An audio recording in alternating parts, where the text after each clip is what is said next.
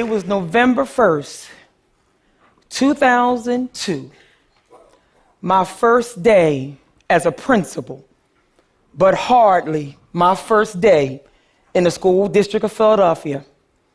I graduated from Philadelphia Public Schools, and I went on to teach special education for 20 years in a low-income, low-performing school in North Philadelphia, where crime is rampant and deep poverty is among the highest in the nation. Shortly after I walked into my new school, a huge fight broke out among the girls. After things were quickly under control, I immediately called a meeting in the school's auditorium to introduce myself as the school's new principal. I walked in angry, a little nervous, but I was determined to set the tone for my new students. I started listing as forcefully as I could my expectations for their behavior and my expectations for what they would learn in school.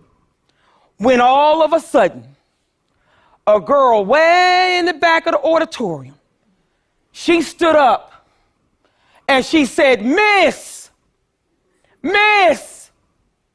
When her eyes locked, she said, "Why do you keep calling this a school? This is not a school." In one outburst, Ashley had expressed what I felt and never quite able to articulate about my own experience when I attended a low-performing school in the same neighborhood many years earlier. That school was definitely not a school. Fast forwarding a decade later to 2012, I was entering my third low-performing school as principal.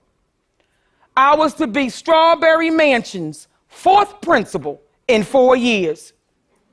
It was labeled low-performing and persistently dangerous due to its low test scores and high number of weapons, drugs, assaults, and arrests. Shortly as I approached the door of my new school and attempted to enter and found the door locked with chains, I could hear Ashley's voice in my ears going, "Miss, Miss, this is not a school." The halls were dim and dark from poor lighting. There were tons of piles of broken old furniture and desks in the classrooms. And there were thousands of unused materials and resources. This was not a school. As the year progressed, I noticed that the classrooms were nearly empty. The students were just scared. Scared to sit in rows in fear that something would happen. Scared because they were often teased in the cafeteria for eating free food. They were scared from all the fighting and all the bullying. This was not a school. And then there were the teachers, who were incredibly afraid for their own safety. So they lacked low expectations for the students and themselves, and they were totally unaware of their role in the destruction of the school's culture. This was the most troubling of all. You see, Ashley was right, and not just about her school. For far too many schools for kids who live in poverty, their schools are really not schools at all. But this can change. Let me tell you how it's being done at Strawberry Mansion High School. Anybody who's ever worked with me will tell you I am known for my slogans. So today, I am going to use 3 that have been paramount in our quest for change. My first slogan is, If you're going to lead, lead. I always believed what happens in a school and what does not happen in a school is up to the principal. I am the principal, and having that title required me to lead. I was not going to stay in my office. I was not going to delegate my work, and I was not going to be afraid to address anything that was not good for children, whether that made me liked or not. I am a leader, so I know I cannot do anything alone. So I assembled a top-notch leadership team who believed in the possibility of all the children. And together, we tackled the small things, like resetting every single locker combination by hand so that every student could have a secure locker. We decorated every bulletin board in that building with bright, colorful, and positive messages. We took the chains off the front doors of the school. We got the light bulbs replaced, and we cleaned every classroom to its core, recycling every textbook that was not needed and discarded thousands of old materials and furniture. We used 2 dumpsters per day. And of course, we tackled the big stuff, like rehauling the entire school budget so that we can reallocate funds to have more teachers and support staff. We rebuilt the entire school day schedule from scratch to add a variety of start and end times, remediation, honors courses, extracurricular activities, and counseling, all during the school day. All during the school day. We created then a deployment plan that specified where every single support person and police officer would be every minute of the day, and we monitored it every second of the day. And our best invention ever, we devised a school-wide discipline program titled Non-Negotiables. It was a behavior system. It was a behavior system designed to promote positive behavior at all times. The results? Strawberry Mansion was removed from the persistently dangerous list our first year after being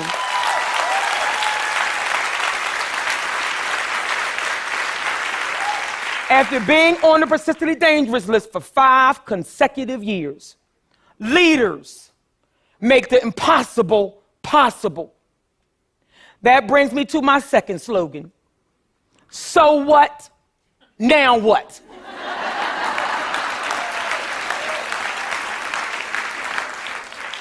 When we looked at the data and we met with the staff, there were many excuses for why Strawberry Mansion was low performing and persistently dangerous. They said only 68% of the kids come to school on a regular basis. 100% of them live in poverty. Only 1% of the parents participate. Many of the children come from incarceration and single-family homes. 39% of the students had special needs. And the state data revealed that 6% of the students were proficient in algebra and 10 were proficient in literature.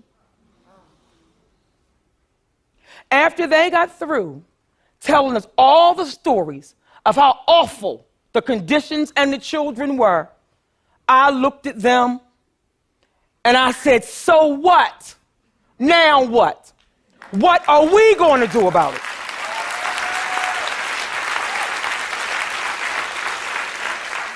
Eliminating excuses at every turn became our primary responsibility.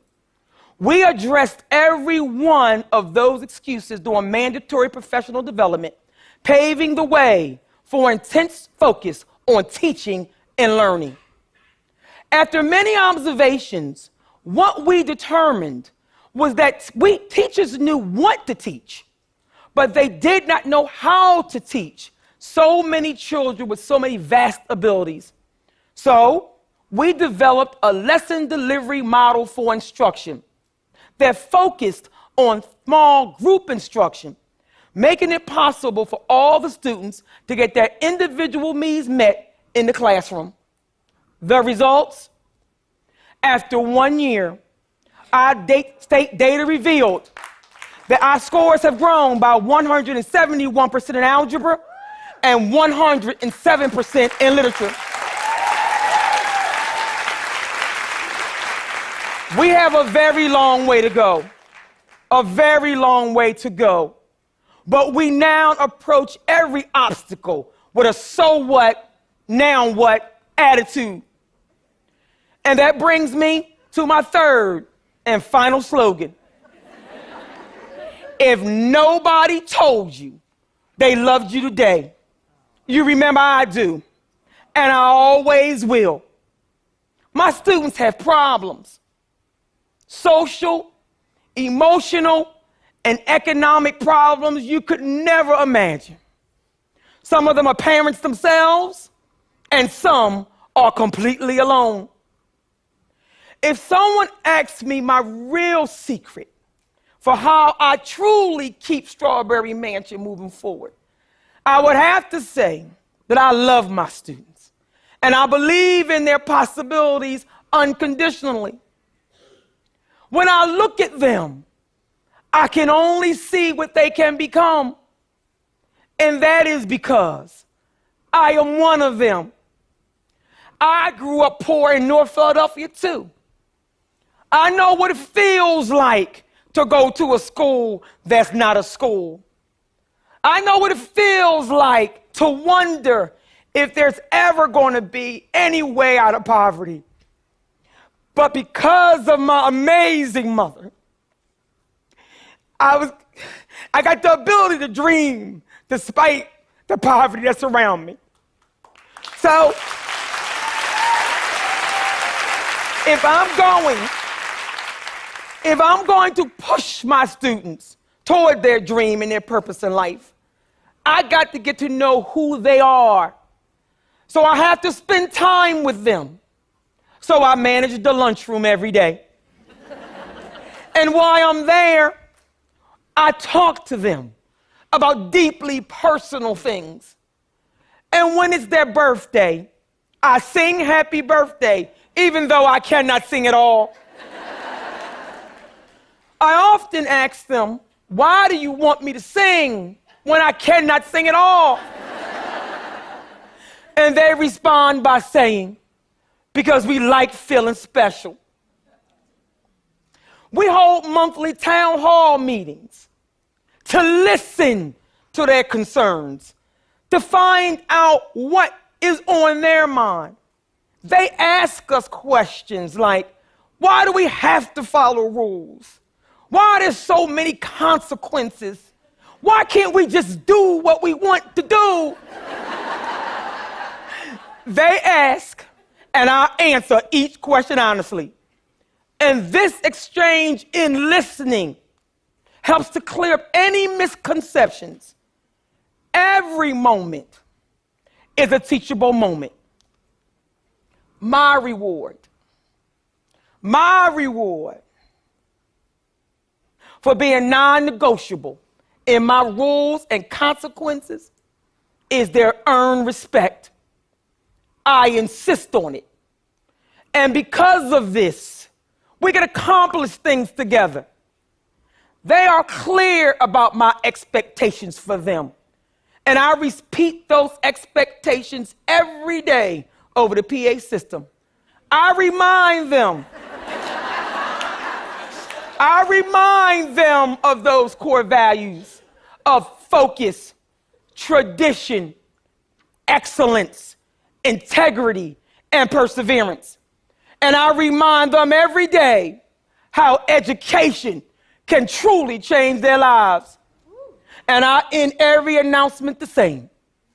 If nobody told you they loved you today, you remember I do, and I always will. Ashley's words of Miss, this is not a school, is forever etched in my mind. If we are truly going to address or make real progress in addressing poverty, then we have to make sure that every school that serves children in poverty is a real school. A school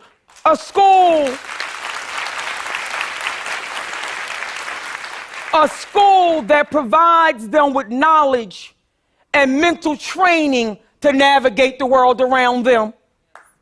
I do not know all the answers, but what I do know is for those of us who are privileged and have the responsibility of leading a school that serves children in poverty, we must truly lead. And when we are faced with unbelievable challenges, we must stop and ask ourselves, so what? Now what? What are we going to do about it? And as we lead, we must never forget that every single one of our students is just a child, often scared by what the world tells them they should be.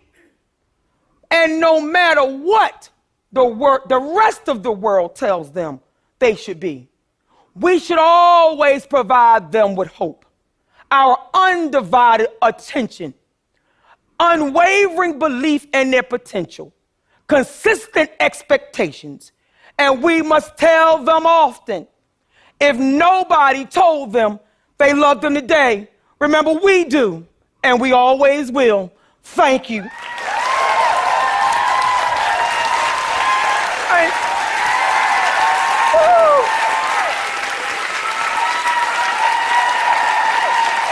Thank you, Jesus.